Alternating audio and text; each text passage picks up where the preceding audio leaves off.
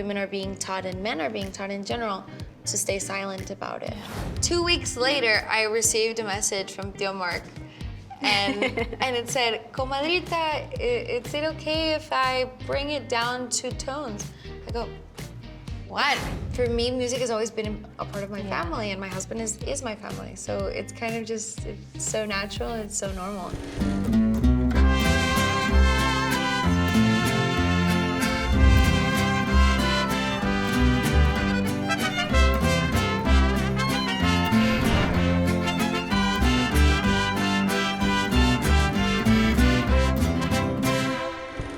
Billboard's Griselda Flores, and I'm joined by singer, songwriter, and producer, Ángela Aguilar. Ángela, how are you? I'm good. Good to see you again, Griselda. Good to That sounds interesting. Yes. That's new for me. Okay, producer is new. Producer is new for me. Yes, and we're definitely going to talk about that. How are you doing today? I'm excited. I'm hungry. I am ready to eat. Yes. So we're at El Paseo Inn restaurant in La Placita Olvera in LA. Do you have any memories of La Placita Olvera? Because I know you lived between Mexico and the US, but you were born in LA. Yeah, I was born here. You know, I grew up here, and for me, this was a very important place that I would only take like very special people to go with me, because there's a statue of my grandfather here, and it's right where he used to sleep on the bench when he was homeless. No. Yeah, so it's very, very important to me to see how much we've grown and how much, you know, our love for Mexican music has continued to nurture different people. And what about LA? What's your relationship to LA now? I was born and raised Angelino. This is where I studied. This is where I went to school. This is, you know, the city that saw me grow up. But at the same time, it was like 50-50. So I was in Mexico 50% of the time, here 50% of the time. And I really love LA. It really gave me so many beautiful things, and it inspired me so much. Yeah. We're going to talk about a few things today, but I definitely want to start off by talking about congratulating you on your new album. Well, thank Nadie you. se va como Llego. Yeah. I love that title. Can you talk a little bit about how you landed on that title? Yeah, I think I'm in a stage in my life where there's a lot of changes, and as a person, I'm growing. It's like an evolution. And, you know, from my last album, which was Bolero, to this one, it's a big jump. Yeah. And I'm 21, and I feel like anybody can relate from, like, either it's a job, it's a relationship, it's a situationship, it's whatever. Like, you come in one person and you come out a different person. Yeah, totally. And it's obviously a very special album because it's the first time you produce, you're executive producer on the album. Can you tell me a little bit about what that experience was like and what sort of drew you to eventually like go into that role in the studio? It was such a humbling experience. It was such a blessing for me. I really enjoyed, you know, being able to be a part of the process that I wasn't before, and it made me really appreciative. If I was appreciative before, it made me way more appreciative of my father and everything that he's done for me. He's been producing me since I was 8-9 years old, so to be able to do this by myself just showed me kind of the crazy amount of work that goes into it, and that you need a really good team. Yeah, for sure. Can you talk a little bit about how you prepared for something like this? Was it watching your dad and eventually saying like, okay, I'm gonna do this too and take notes? Or how did that transition happen? Griselda, have you ever heard of the thing where it's like they push you into the pool so you learn how to swim? Yes. That's what my dad did to me. ¿En serio? He really basically was just like, mijita, tengo que hacer mi disco. I have a bunch of things to do. I don't have time. Why don't you start? Muchas gracias. Why don't you start looking for songs? And I'm like, okay. Okay. So I started looking for songs. I wrote to some of my good girlfriends and some of my friends, and that's kind of how it started coming into light. It was just like, well, I chose the songs, chose 14 songs. Those 14 songs, then I made them in arrangements. Then I recorded, then I started picking out album covers, gracias, and doing like all of those things. And then I had an album. But you guys can only hear 12 songs. Yes. Did your dad sort of eventually feel left out that he wasn't part of this amazing album? I think maybe. Yeah. I think maybe so when like he heard the Marc song. I think he was just like, when did that happen? You know? But I felt that he was proud of me, and that for me means the world. I'm very, very family oriented. So you know, that's why there was 14 songs in the album, and then he listened to it, and now there's 12. Ah, okay. That's because my dad, like, I really, really honor what he says and what he believes, and I really think that he has amazing taste. Yeah, for sure. I listened to the album top to bottom. Okay. And I do have to say, no. no. I have to say that you capture the peaks and valleys of womanhood in such a beautiful way, lyrically. And then sonically, I love that it's still you. O sea, it's mariachi, but there's some elements of, you know, pop. There's cumbias. Volver a ese día que pude tocarte y no haberlo hecho. I love that it's still you, but also just sort of modern, and the lyrics are very profound. Can you tell me what you envisioned in that beginning? Is that what you had envisioned since the beginning, or did that sound and the lyrics evolve throughout the time? I didn't really know what I was envisioning. I knew that I wanted it to be mariachi. Because like I just feel so at home in mariachi, and I really love what it does. You know, what it's been doing for our youth culture, how it really, as a Mexican American, I think it's very important for me to be connected with my roots, and I don't ever want to leave that, you know? Yeah. So I kind of just started following what I thought the songs needed, and I thought that some songs were more vallenato, some songs were more cumbia, but I wanted to incorporate Mexican elements to it, you know, so obviously the mariachi guitarrón, and a bunch of things like that. For example, with Marc's song, I thought it needed to sound like really, really big. So we brought in strings from the orchestra in Amsterdam. Wow. And we added that to mariachi strings, so it sounds really cool. Yeah. No, I love that one. But I do have a favorite. What's your favorite? A dos de borrarte. Así como ayer te recé, ahora te maldigo.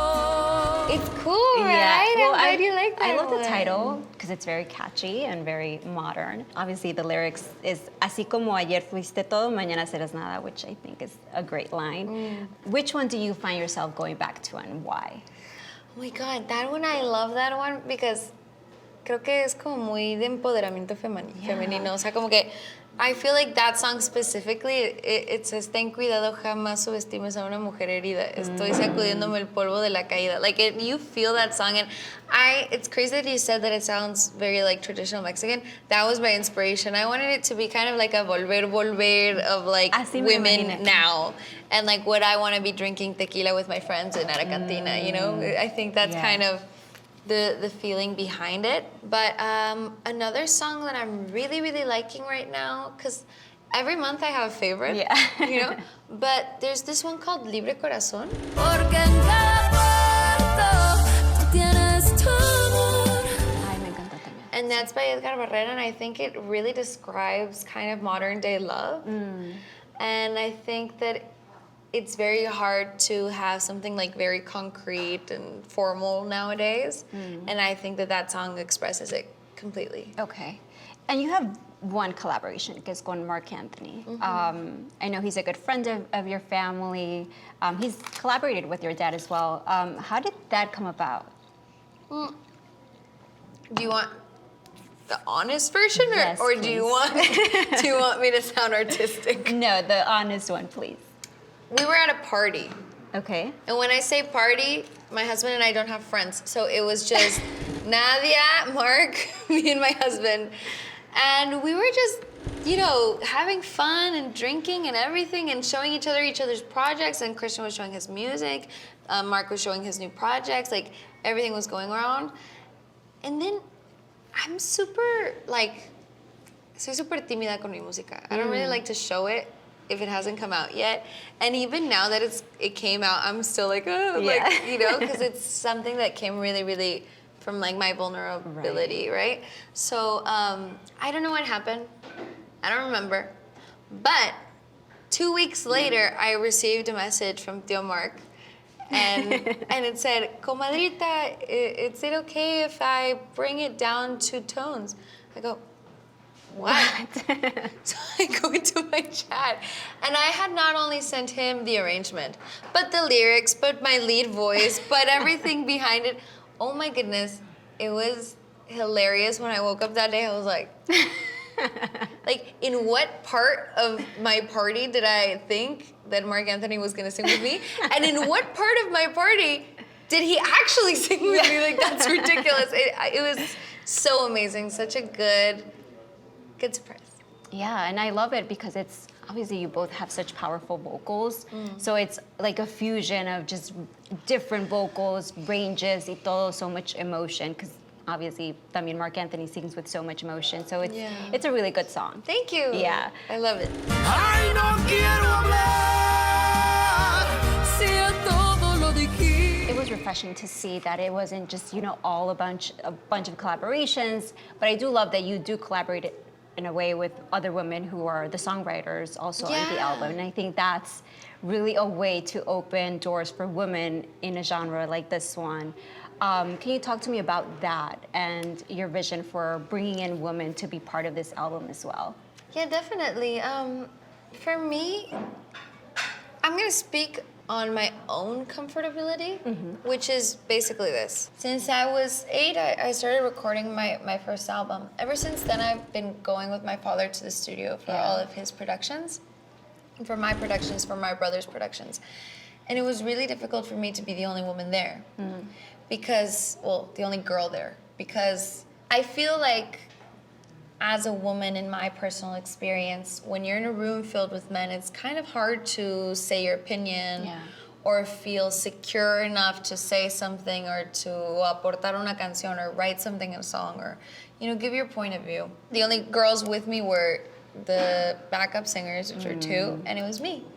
And 25 men in a room. And recently, I was there for my husband's... Muchas gracias. Gracias, señor. I was there for my husband's album writing, like his writing sessions. Muchas gracias. And what happened was, again, it was like 15 guys, and it was just me and my friend Amanda Coronel. Okay. And we were just like, this is kind of weird. Yeah. Like, this is a little strange. Like, there's an imbalance here. Sí. O sea, algo está pasando. So it's very important for me that I have this platform to give other women a voice to do so. And I think that there's so much talent. O sea, no importa if it's gender, non-binary, women, male, but I feel like we do need more representation of different parts of the world, of different things that they like, of different, and everything. And I just want people to feel comfortable when they come into a studio with me. And that was very important for me for this album. I worked with Amanda Coronel, which is the one that wrote A Dos de Borrarte. She's really good at rancheras, but like heartfelt rancheras. También la de Miénteme Bonito, I wrote it with her. And Lágrimas en mi Garganta, I wrote that with her as well. Honestly, I feel like everybody can relate to that. And something that I really wanted to work on for this album was it be 100% clean.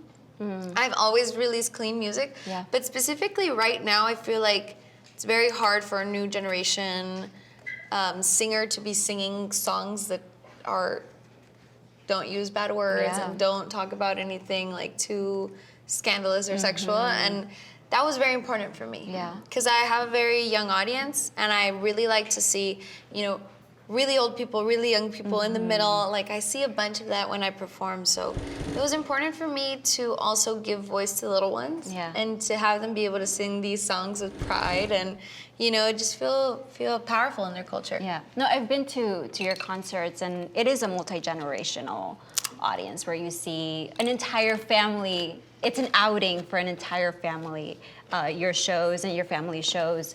So that's something that I've always loved. How was that being in a room full of women writers, and how is that different from, I'm sure it's like a unique and very special moment. This was a very different album to write because I was traveling. So what I would do was I would just ask for kind of the songs that I wanted from specific people. Like, por ejemplo, Omar Robles was the one that wrote El Equivocado. Okay. And Omar, in my opinion, is the best love songwriter in Mexico right now. He writes the most beautiful love songs, which is really hard. Because usually people are better at writing Heartbreak songs. heartbreak songs. So he's amazing. His wife is amazing. They both sang incredibly. So what's really cool about this is that, you know, everybody that I brought into the album, there's some sort of connection, admiration, friendship. So it's really, really cool to have had this experience. And I know that my girls would come together. They're not my girls, but the girls in my album would come together and they would write songs for it and they would give me their ideas and then I would give them back my ideas. And it was very collaborative. I wanted them to feel comfortable with the way that their song was being developed. I love that. And so it was really a fun experience. What's your relationship, just because you have been doing this since you were so little, what's your relationship to music today and has it evolved over the past years? I think my relationship with music has been my most stable relationship of my life. It's the way that I choose to express myself, the only way that I can really truly feel vulnerable and still untouchable. I think it's the most beautiful form of expression because it doesn't hurt anybody and it's just very free and music is just free for all and to connect. And I've always felt very alone in my life and I feel like music has connected me with people that also feel alone. So now we're alone together and it feels like a really amazing connection that we can have. And I'm just very appreciative of the way that music has taught me things in life. It's taught me patience. It's taught me rhythm, to go at my own pace. I think for me, music has always taught me the importance of silence and how silence in a song can make it even greater. And I think that how silence in life can also make your life greater. I think it's about learning and it's about growing and it really is truly my favorite thing in the world. Oh, I love that. That's such a nice answer. You mentioned about writing a también for your husband's album, and you guys have had really like cool professional moments together. Estando en sus brazos me siento segura, como me enamoran todas sus locuras. How's that creative exchange been? I'm sure it's a unique moment for you both, being so talented. Thank you. You know what is so weird? I don't think it's weird for me. Like, I don't think it's new. Okay. Because my dad was the same, and my brother is the same, and my cousin is the same. It's like, for me, music has always been a part of my family, and my husband is my family. So it's kind of just, it's so natural, it's so normal. Yeah. But it's great because we give each other feedback. Okay. We hardly listen, though, but we do give each other we give each other feedback, and it's just incredible to be surrounded by talented people. You know that saying that it's like you are who you surround yourself with. Right. I think that he makes me grow, and my father makes me grow, and my brother makes me grow, and you know it's just a really amazing environment to be a part of. Okay. And also the name Aguilar obviously has that relationship developed too, and it's like, whoa, okay. The last name is synonymous with Música Mexicana royalty. Is that also a relationship that you've sort of worked on to understand that legacy? You know, when I was young, I didn't know what it was about. Thank God. Okay. Because I feel like when I was that little, if I would have known what it implied, I would have been way too scared to like do it. So in that sense of my life, ignorance was definitely bliss. And I lived a great, 4 or 5 years of my life from 8 to, I think I started like really, really knowing what it was about when I was like 14. Because that was when it got real. That's when I got the Grammy nomination, the Latin Grammy nomination. I was the youngest person in the category, and I was just like, okay, I'm not playing anymore. Like, this is a little scary. And then now, it's just like I feel so much admiration for my family. Yeah. And so much respect for their hard work. My grandfather always used to say in his shows que se estaba ganando el pan con el sudor de la garganta. Wow. And it's crazy because that's what it is. And we're so privileged to have what we love be our job. But nonetheless, pero de todas formas, it's still our job, you know? Yeah. And we have to be super respectful for the public and to the public because we owe them everything. So it's been a great push. And it has really kept me rooted and grounded. But at the same time, I feel like it's opened so many doors for me, and I just want to be as respectful as possible and do things as best as I can. And hopefully, you know, my grandma and grandpa are proud, and that's as best as I can do. Yeah, yeah. And I'm sure your dad also went through that when he was growing up. Yeah. Yeah, I think so too. You know, he would always talk about it. He wanted to be a rock artist before. He had a rock album, I know. couple rock albums. He had a perm. He should do a rock album again. You know, it's funny because in Las Bohemias, así familiares, he'll sing like Pink Floyd and, you know, how I wish you were here. We're all crying. And, like, it's just, you know, for him, I think it was difficult because it was his dad.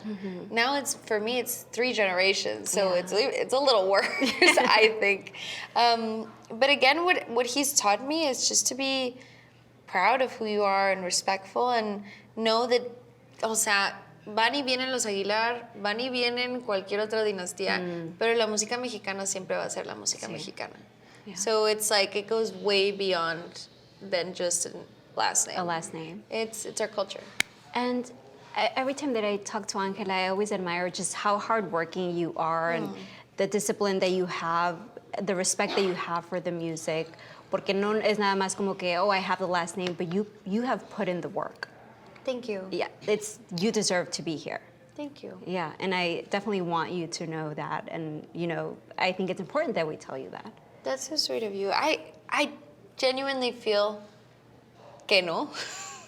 Okay. Like, I do feel that I have to work way harder than I have because of so much going on. Yeah. And because, you know, because of the last name and because of also who I want to be and who I want to become.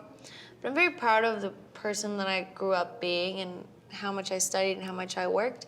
But I feel like I'm not even like at a 30% of what I want to be. Yeah. So I'm very appreciative of these spaces. Like talking to you, Grisela, for me, it's an honor. And, you know, being able to say, oh, this is my first production, it's an honor. But, you know, I'm 21 and there's still so much to go. You know, there's so much I want to do. And I look at videos of me when I'm 12 and singing, and I'm like, oh, take it off, please. It's like, oh. So I'm growing constantly, and I don't feel that I deserve it just yet, everything that amazing that's happening to me. But I'm going to work to deserve it. And I'm going to make my friends and my fans proud. Yeah, you're just scratching the surface. There's so much more because you're so young. Yeah. I think we forget that you're so young too. I forget sometimes too. See. And there's always just like so much pressure on women to like have life figured out. And it's like, why? Why can we live life and keep changing, keep evolving and figure stuff out as we go? Yeah, definitely. I think nadie se va como llegó. Literal. I think every year is different. We're expanding, we're growing. And I don't know, I feel like I'm at a very good point in my life. I feel very inspired. There's a lot of things that I care about that I'm able to help now that I have this like big platform. And I think that's gonna be what I continue to do, you know? Yeah. It's what's important for me. Well, speaking of using your platform to talk about things that are important for you, that speech at Women in Music, I think had a lot of people in tears. You got a standing ovation. Is that, obviously you spoke about immigrant rights. Is that the reaction that you were expecting? I mean, Gracie Abrams stood up as soon as like you were talking and it gave me chills. Is that the reaction that you expected from this speech? No. I want to take this moment to raise my voice for the women whose voices are not always given a stage, for the women who leave behind everything they know, crossing borders with nothing but hope in their hearts, only to find themselves living in uncertainty and fear, for the immigrant women in the country who work tirelessly, building and nurturing, sacrificing, yet still remain unseen, unheard, and unprotected. This one is for you. I see you, I honor you. You deserve safety, dignity, the right to dream. And if my voice and my music and my presence on this stage can remind you that you are not invisible, then I will sing for you every single time. You know, it's very taboo to talk about certain things like that in awards and everywhere. I think most that people tell you is to not do it. But again, I just feel like as it's a responsibility for me as a Mexican American to speak about injustices that are going on, and because it affects directly to my people and to the people that go to my concerts, that listen to my music. And there's nothing worse in life for me than to not have a voice and to have people speak for you. And I feel that that's what's going on right now with the immigration crisis in the United States. I think that families are being separated and women are being taught and men are being taught in general to stay silent about it because something is going to happen. And I think that working with people like, you know, the Endilon, I don't know if you noticed, but the kids that were singing with me, you know, it was a choir of immigrant children, and they were wearing bandanas made by immigrant artists.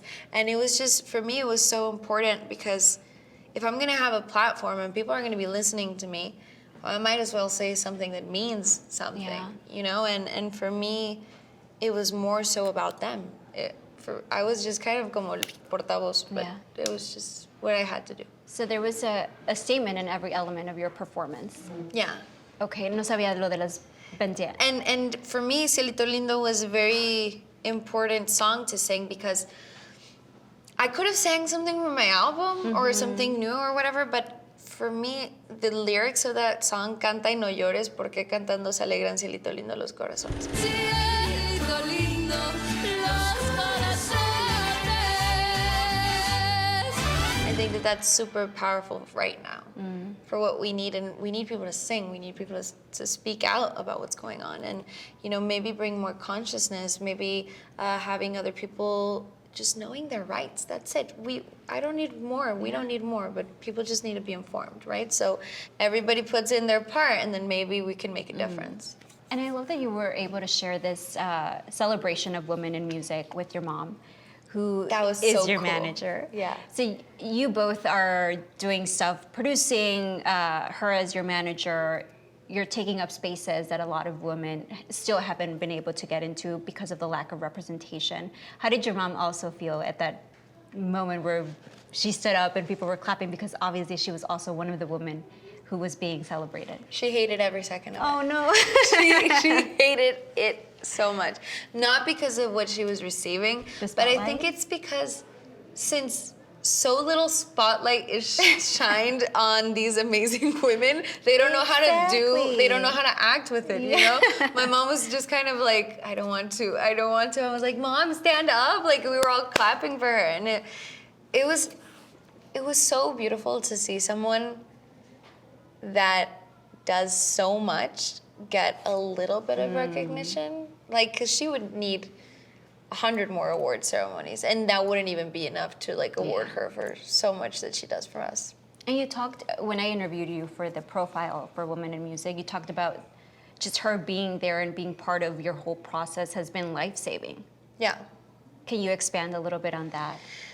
Yeah, you know, the industry, especially for young female artists, is very rough. You need to really have a good base with you and good structure, because you are put in a lot of dangerous situations, and a lot of situations where maybe just because you don't know, you don't ask, you're worried, they might think badly of you, but something. So having this mama bear come everywhere and having everybody so scared of her and her so protective of her cub, for me, saved my life. And with this last year of, you know, taking a break from touring and music and all of that, like, my parents are my managers, and they would ask me, they're like, baby, are you ready? And I would be like, no, I'm not. Like, I don't really feel mentally prepared to do this. Okay, don't. Just the simple questions to ask a human being. Yeah. Are you okay? Do you want to do this? Yeah. No. Oh, okay. Are you going to put a contract in my face? No. you're gonna make music when you want to? Yes. Oh, thank you, human rights. Like, thank you for basic human needs that artists need that they never get. Like, Exactly. It was crazy to see the reaction of my other friends that are artists. They were like, "What? They let you?" And I was like, "Yeah, they're my parents. You know, and it's really important. And that's also another cause that I haven't really dived into, but I want to get into. I really want to get into artist rights because I feel like that's going to be a very, very hard one. I know that Chappell Roan recently said it in an award ceremony. Record labels need to treat their artists as valuable employees with a livable wage and health insurance and protection. It's something so important. Mental health is so important for artists, and my mom really saved me there. She really waited until it was time for me. Yes, especially for artists who are so young and starting in the industry, they don't have the guidance. Yeah. They don't know that you can actually say no to things. Yeah, 100%. Or, you know, contract reading is super important, and having your lawyers and everything in the industry. It's like more so the industry of managers, not so much artists. Right. Yeah. And that's what my dad has always fought against, you know? He fought with all the major record labels. And he made his own, Yeah. Machine Records. Yeah, Machine Records. Yes. And it's crazy because everybody hates us. Because we're with the big disqueras and with the big, you know, corporate agencies, and we're just like Chilling. our little office, and it's so good, and we're just so happy and Doing things your way. Yeah, because that's how music is supposed to be. You know, it has to be real. It has to be true. It's not to hurt anybody. It's not to send messages. It's not to do anything. It's music. It's expression. Yeah. And I think people see it as like they want to control your artistry, and they see you having all this freedom. It's like revolutionary. It's crazy. And I hope more artists get to have that feeling, because then I feel that the industry is going to change. 100%. And it's going to be the artist industry, not the manager industry. Right. Yeah. Do you have plans? I mean, touring, is that something that we could talk about? This is so exciting. Like, no, it's not, but I'm gonna say it regardless. Okay. Yeah, at the end of the year, I'm gonna be having a tour. Amazing. And I'm so excited. I miss it so much. Yeah. And it really, you know, I had to take care of my health. I had to take care of my mental health and all of that. But I feel like I'm in a place where I'm ready to start, you know, with this new tour. I already have my stage. I already have what I'm gonna wear. It's gonna be so amazing, and I'm so excited to be, you know, a part of these. How do I say? It's an honor to do a tour. Yeah. It's not normal. Like, there are so many artists that don't do tours. Yeah. And me, that I didn't do a tour last year, I just realized how much of an honor it was, because... Okay. You appreciated it a little bit more, stepping back. Yeah, because I haven't stopped doing a tour since I was 14. Yeah. Is there a lesson that this album taught you? Yeah, it taught me a lot of lessons. Okay. This specifically, I think patience. This album taught me patience, and it taught me, weirdly, because it's music, it taught me a lot about silence. I think that my music speaks way better than my mouth does, and I can just really use that as an outlet and really get everything creative out of me. And for me, music has saved my life. And I think that this album has taught me that I still love what I do. Like, no matter what's going on, music is always there for me. And I can't let that part of me down.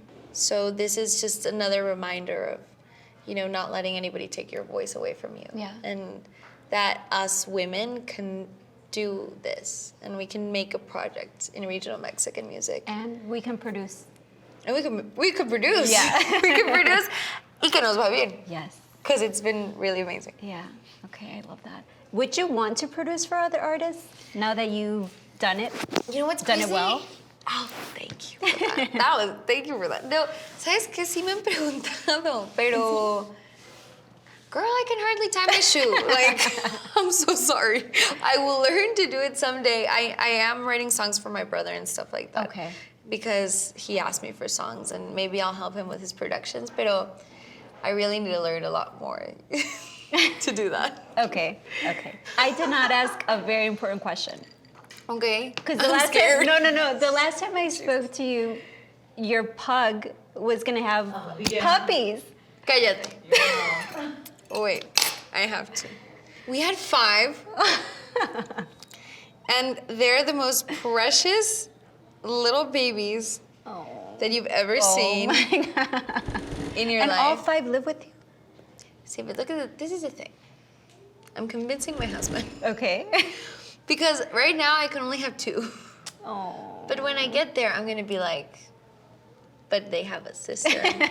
And then the sister needs its brother. Yeah, you can't separate Yeah, them. but the thing is, even if my husband says no, my parents live 5 minutes away from me. Okay. And they're willing to have the kids at their house. So I don't know. It'll be between those things. But they're so cute. Look how They're beautiful. so cute. See, they're really, really And it cute. was your It was a pug very with Gordo. Yeah, it was a weird situation. Yeah, I remember you were like, I don't know if I'm the grandma or I'm gonna be an aunt. Yeah, because Gordo's my brother and La Niña's my child. Se so- llama La Niña. Niña. Okay. Yeah. Very original names. Niña y Gordo. You know, we use all our inspiration for our music and not our names. But honestly, it was so cute. My brother was the one that helped her, you know, with everything. It was so beautiful.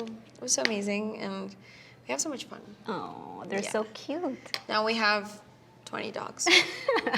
Actually. En serio? 20 dogs. And all the horses. Yeah, we have like 40 horses too. And I'm working on a couple cows, Okay. but the miniature ones, Oh, because I want them to be in my kitchen. Oh, I love I don't think my husband's gonna like it though.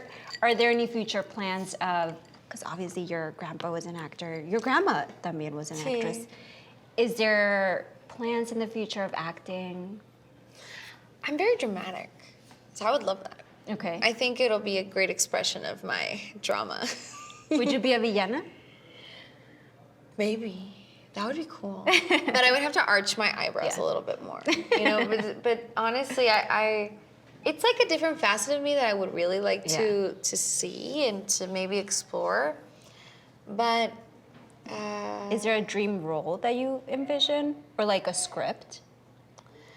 I would really like to be like my grandmother in like a live action.